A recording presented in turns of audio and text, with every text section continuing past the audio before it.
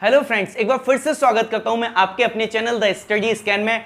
आज हम फिर से फिजिक्स का ही एक टॉपिक लेके आए हैं जो कि बहुत इंपॉर्टेंट होता है एकेडमिक पर्पज से, कॉम्पिटिटिव पर्पज से। इस पे कई सारे क्वेश्चंस आते हैं, तो चलिए देखते हैं क्या है वो टॉपिक। वो फिजिक्स का एक टॉपिक है हमारा फोर्स।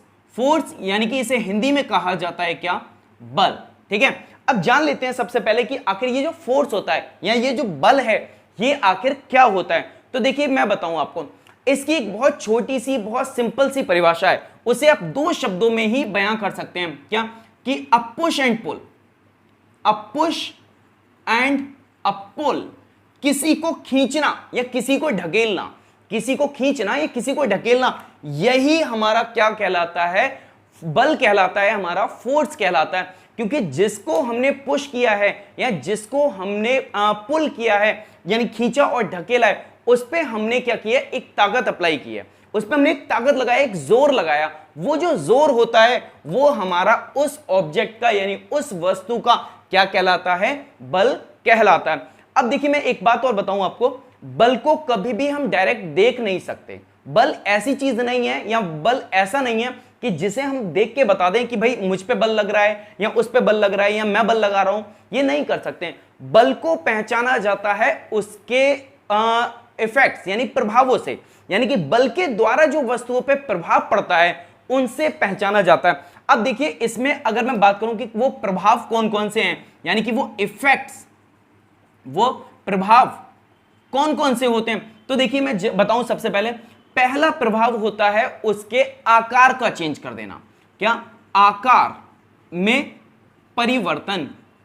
परिवर्तन या आप कह सकते हैं क्या?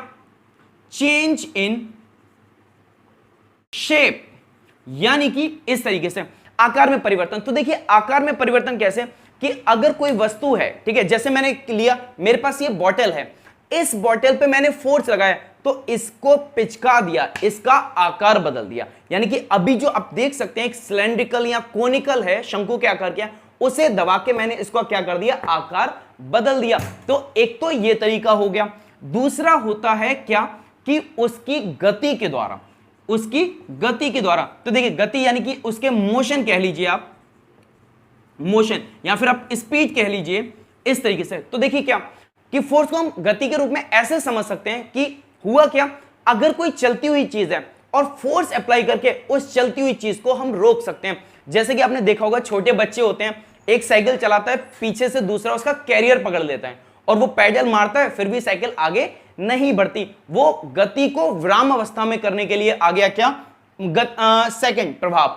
और दूसरा चीज कि अगर कोई रुकी हुई चीज है, जैसे एक फुटबॉल पड़ी हुई है, उस पर लात मार दी, बच्चे हैं चलते हुए पत्थर को लात मारते हैं, तो जो चलती हुई रुकी हुई चीज चलने लगती है, वो भी हमारा क्या होता है? इस बल का एक क्या होता है? प्रभाव होता है, जिनके द्वारा क्या करते हैं हम इनको पहचान सकते हैं। और एक होता है इसके बाद, आकार के बाद होता है उसके रूप में परिवर्तन। उसके रूप में परिवर्तन, रूप में परिवर्तन, ठीक है। जैसे कि क्या होता है? रबड़ होता है, रबड़। रबड़ को आप फैला लीजिए, सिकोड़ लीजिए, आपने उसका रंग मतलब आकार बदल दिया, उसका साइज बदल दिया, तो ये हमारा उसका रूप में परिवर्तन के द्वारा भी बल को पहचाना जा सकता है। इसके बाद गति के बाद में आता है क्या? एक और पॉइंट होता है हमारा, वो होता है हमारा क्या? दिशा में परिवर्तन। दिशा में परिवर्तन यानी कि आप कह सकते हैं क्या? Change in direction, change in direction, ये ठीक है। तो देखिए अभी हमने गति में जाना था क्या? कि गति में तो भाई उसकी स्पीड को कम ज्यादा किया जा सकता है। अब दिशा में क्या होता है? ऑब्जेक्ट की दिशा में परिवर्तन भी फोर्स के द्वारा ही किया जाता है। जैसे कि मैं अगर बात करूं, आपने कई क्रिकेट के मैचेस देखे होंगे, उसमें देखा है कि जो गेंद आती है और बैट्समैन क्या करता है? उस गेंद को हल्की सी दिशा दिखा देता है, यानी कि बॉल आई और बैट से ऐसे पड़ के ऐसे कट के चली गई, ये कट के चली गई, तो इस फोर्स की वजह से उसकी क्या हो गया? उसकी दिशा में परिवर्तन हो गया। इस टाइप का जो परिवर्तन होता है वो भी हमारा किसकी वजह से होता है? फोर्स की वजह से होता है। चलिए अब बल के प्रभाव जानने के बाद में हम ये देखते हैं कि बल के आखिर प्रकार कितने होते हैं। तो देखिए बल के जो प्रकार होते हैं वो अलग अलग जगह पे, या ये कह लीजिए कि अलग अलग बिंदुओं के आधार पर वर्गीकृत किया जाता है।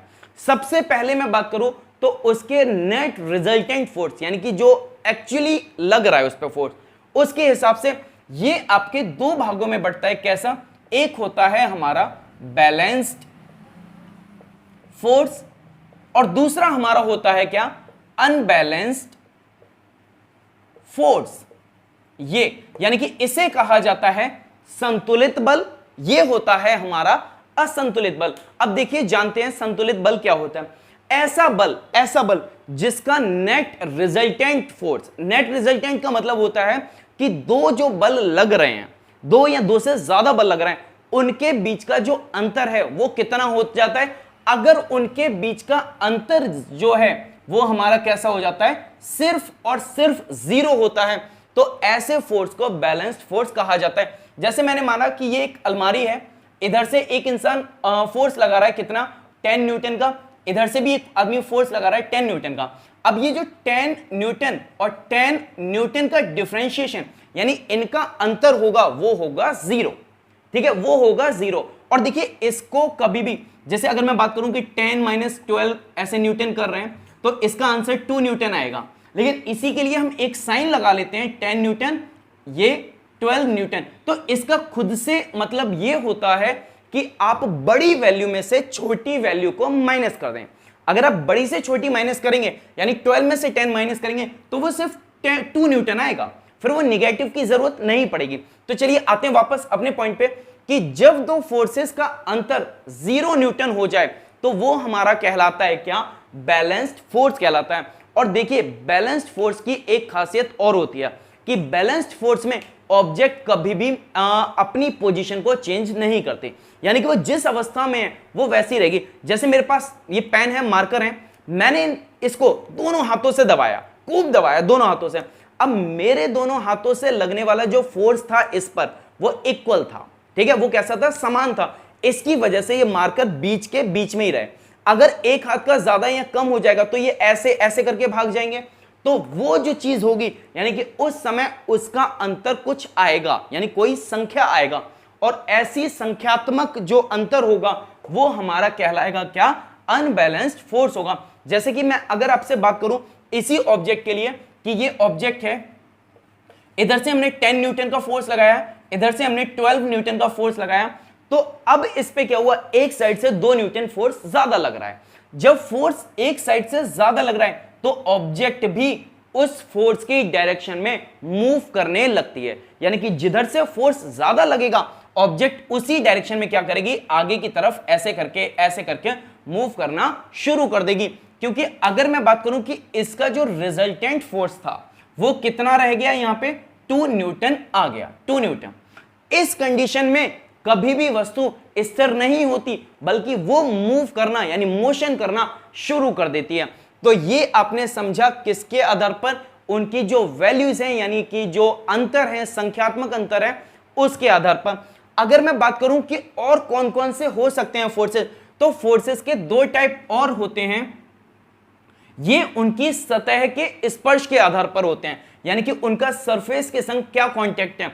तो एक होता है हमारा कांटेक्ट फोर्स और दूसरा होता है हमारा नॉन कांटेक्ट फोर्स। चलिए अब जानते हैं कि ये कैसे होते हैं। तो देखिए, कांटेक्ट फोर्स जैसा कि नाम से ही आ रहा है, कांटेक्ट का मतलब होता है संपर्क। अब संपर्क की बात करूं तो जब दो चीजों के बीच में उनकी सतहों के स्पर्श हो रहा हो, यानी कि वो एक दूसरे को टच कर रही हो, तो उस समय उनके बीच में जो फोर्स लगता है वो हमारा कहलाता है क्या? कांटेक्ट फोर्स कहलाता है। जैसे कि चलती हुई साइकिल आती है, जब वो रोड पे चलती है तो उसके टायर में और सड़क की सतह में स्पर्श होता है, जिसकी वजह से वो थोड़ी थोड़ी देर बाद कैसी होती है? चलने के बाद रुक जाती है। यानी कि उस समय वहां पे काम कर रहा होता है कौन सा? एक फोर्स काम करता है जिसे हम कहते हैं क्या? Friction force. फ्रिक्शन फोर्स, या फिर आप इसे कह सकते हैं, इसका दूसरा नाम होता है क्या? घर्षण बल। हिंदी में इसे कहा जाता है क्या? घर्षण बल। अब ये घर्षण बल की वजह से चलती हुई चीज कुछ ही समय बाद कैसी हो जाती है? रुक जाती है, क्योंकि घर्षण बल की ये प्रॉपर्टी होती है कि वो हमेशा मोशन वाली ऑब्जेक्ट के उल्टी दिशा में काम करता है। यानी कि अगर मेरी ऑब्जेक्ट पूर्व की तरफ, ईस्ट की तरफ जा रही है, तो फोर्स किधर लगेगा? फोर्स हमेशा वेस्ट यानी कि पश्चिम दिशा की ओर लगेगा। तो ये था हमारा कौन सा? कांटेक्ट फोर्स, यानी कि जहां पे एक दूसरे की सतह को छूने की जरूरत पड़े। जैसे कि मैं चलिए एक और बात बताता हूं, मैं यहां पर खड़ा हुआ हूं, अब बिना मुझे छुए कोई हिलाएगा नहीं, हिल नहीं सकता मैं। तो जब हमें छूने की जरूरत पड़ जाए हिलाने के लिए, तो वो हमारा क्या कहलाता है? कांटेक्ट फोर्स कहलाता है। और अब मुझे यानी कि मांसपेशियों को, मांसपेशियां छू रही हैं, ऐसे कंडीशन में इसका जो एक और टाइप बनता है वो होता है हमारा कौन सा? Muscular force. ठीक है, उसे कहा जाता है हमारा मस्कुलर फोर्स, यानी मांसपेशियों का बल। ये हो गया हमारे किसके? कांटेक्ट फोर्स के टू टाइप्स। चलिए अब बात करते हैं किसके? नॉन कांटेक्ट फोर्स की। तो देखिए, नॉन कांटेक्ट की बात करूं तो जैसा कि नाम से आ रहा है, जो सतहों को छुए ना, यानी ऐसे फोर्स जो आपस में एक दूसरे को टच नहीं करते फिर भी लग रहे हैं। जैसे ये मार्कर गिरा, पृथ्वी ने खींचा, देखिए पृथ्वी के गुरुत्वीय बल ने इसको खींचा और ये नीचे की तरफ आया। ठीक है, पृथ्वी के जो गुरुत्वाकर्षण था उसकी वजह से ये नीचे की तरफ आया, लेकिन पृथ्वी ने इसको कभी भी डायरेक्ट अपने हाथ से नहीं छुआ, यानी उसने इस पे काम तो किया लेकिन कभी भी इसे छुआ नहीं। ऐसे फोर्सेस हमारे नॉन कांटेक्ट फोर्स कहलाते हैं। यानी कि ये जो हमारा ग्रेविटेशनल होता है, ग्रेविटेशनल या आप कह दें क्या, ग्रेविटी होती है, ठीक है, ये हमारे नॉन कांटेक्ट फोर्सेस में आते हैं। चलिए मैं एक और बात करता हूं, आपने मैग्नेट्स तो देखी होंगी, चुंबक। कई बार आपने किया होगा कि एक चुंबक रखिए और दूसरी चुंबक को जैसे उसके पास लेके आते हैं तो पहली चुंबक दूसरे के पास आते ही हिलने लगती है, जबकि अभी तक मैंने उसको टच नहीं करवाया, हमने उसे डायरेक्ट छुआया नहीं है, फिर भी वो हिलना डुलना शुरू कर देती है। तो ये जो उसका हिलना डुलना होता है किसकी वजह से होता है? ये उसी चुंबकीय बल की वजह से होता है जो बिना सतहों के सीधे काम कर रही है। बिना सतहों के सीधे काम कर रही है, उसी चुंबकीय बल को कहा जाता है क्या? Non contact force. यानी कि ये हमारा हो गया कैसा? Magnetic force. ये था मैग्नेटिक फोर्स। कई बार आपने चुंबक में वो भी किया होगा कि एक कागज के नीचे चुंबक लगा दी, ऊपर लोहे का सिक्का रख दिया, फिर भी वो उस कागज को खिसका रहा है, जबकि उनके बीच में तो एक बैरिकेड लगा हुआ है, यानी उनके बीच में तो एक दूसरी सतह आ रही है, फिर भी चुंबक का फोर्स यानी चुंबक का जो बल है उस सिक्के तक पहुंच जाता है। ऐसा फोर्स हमारा कहलाता है क्या? Magnetic force. और ये मैग्नेटिक फोर्स हमारा कहलाता है क्या?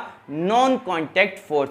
तो ये आज आपने फोर्सेस के बारे में समझा, फोर्स के वर्गीकरण के बारे में समझा। आपको ये वीडियो कैसी लगी कमेंट्स करके जरूर बताइएगा। फिजिक्स का अगर आपका कोई और भी टॉपिक है आप उसे कमेंट करके जरूर बताइए, हम उसका डायरेक्ट सॉल्यूशन आपको जरूर प्रोवाइड करेंगे। और जो भी लोग नए आए हुए हैं इस चैनल पे या इस चैनल की फर्स्ट टाइम वीडियो देख रहे हैं तो चैनल को सब्सक्राइब करिए भाई, ये आपके एकेडमिक कॉम्पिटिटिव दोनों फेजेस से आपके लिए अच्छा है। तो आज की वीडियो हम यहीं पे एंड करते हैं। चलिए मिलेंगे एक नए टॉपिक के साथ कल, तब तक के लिए बाय बाय।